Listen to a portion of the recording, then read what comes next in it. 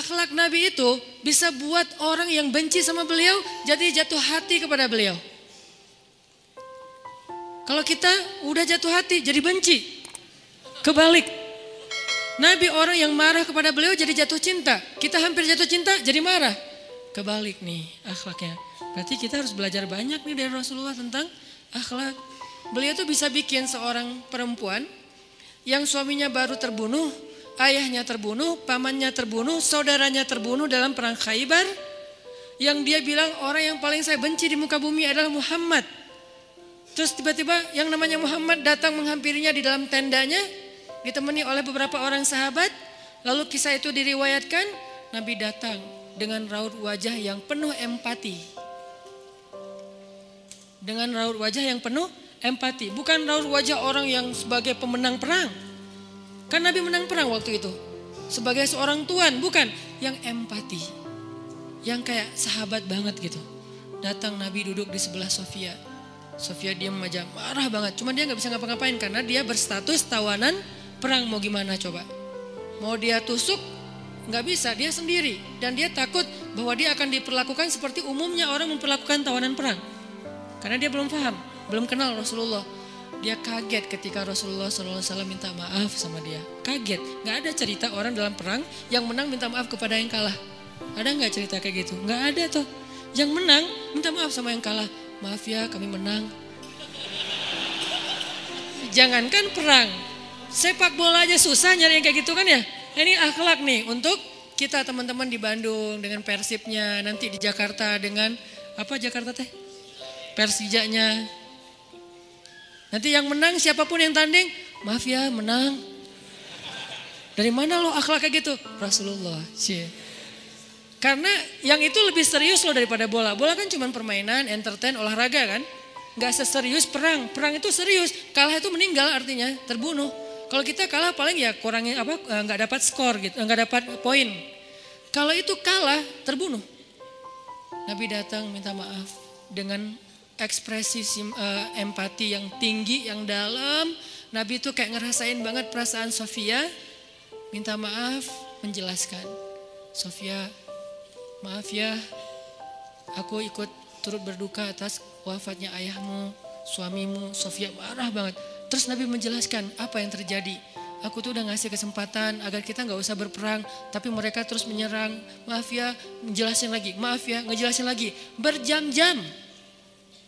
Seolah-olah Nabi yang minta pengampunan kepada Sofia. Seolah-olah Nabi itu tawanan perang. Minta maaf, menjelaskan kejadiannya. Minta maaf, menjelaskan. Terus kayak gitu dengan ekspresi serius. Dan kelihatan banget lah. Ucapan dan ekspresi orang yang jujur kan kelihatan ya.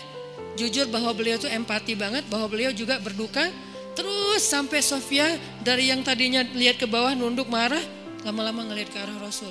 Ngelihat ekspresi Rasul serius banget. Malah dia jadi kasihan. Sampai akhirnya dia jatuh cinta kepada Rasulullah SAW.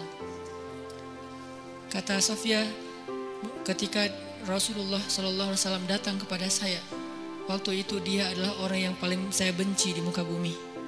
Tapi dia terus meminta maaf dan menjelaskan. Meminta maaf dan menjelaskan. Sampai akhirnya dia menjadi orang yang paling saya cintai di muka bumi. Akhlak Rasul. Rasulullah gak mengatakan Allah berfirman wahai Sofia. Enggak, belum ke sana. Akhlak dulu, baru nanti ajarin. Tarbiyah namanya kan ya. Sesungguhnya di dalam Al-Quran ada ayat tentang orang-orang yang kafir yang telah mati terbunuh. Enggak, Rasulullah tuh tahu. Jangan ngomongin tentang ayahnya yang mati terbunuh, ibunya yang pamannya, suaminya yang mati dalam keadaan kafir. Nabi enggak mau ngomongin itu, kenapa? Menjaga perasaan Sofia. Kok masih dijaga sih perasaan? Kan mereka beda agama, mereka orang kafir. Inilah akhlak Rasul. Sehingga Nabi membahas yang membuat Sofia merasa kayak dihargai. Sebagai seorang janda, sebagai seorang perempuan, sebagai seorang yatim. Sebagai seorang tawanan. Sehingga dia takjub dengan akhlak Nabi. Akhirnya dia cerita. Ya Rasulullah. Belum beriman udah manggil. Ya Rasulullah. Saya pernah bermimpi. Bahwa dalam mimpi saya melihat ada rembulan di atas kota Madinah. Lalu jatuh ke pangkuan saya. Jibril turun bilang ke Rasulullah, apa maksud dari mimpi itu? Tahu gak Rasulullah apa maksud mimpi? Apa Jibril? Maksudnya rembulan itu kamu. Maksudnya dia akan jadi istri kamu di dunia dan akhirat. Rasulullah langsung, aduh gimana ya?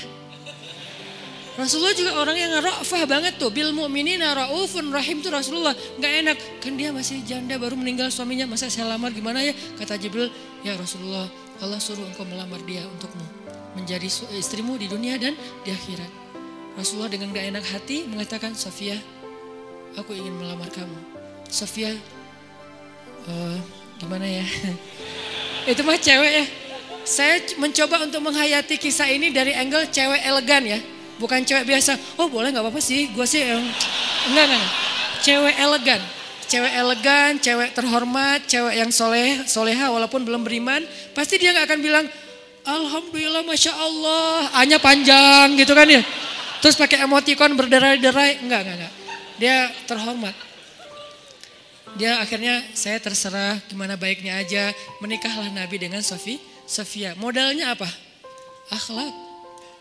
Bukan mahar yang besar, bukan akun sosial media followersnya paling banyak, bukan eksistensi, bukan gaya-gayaan, bukan datang bawa mobil mewah, datang bawa akhlak. Ini kayaknya modal kita belajar juga nih gimana cara ngelamar calon istri, akhlak.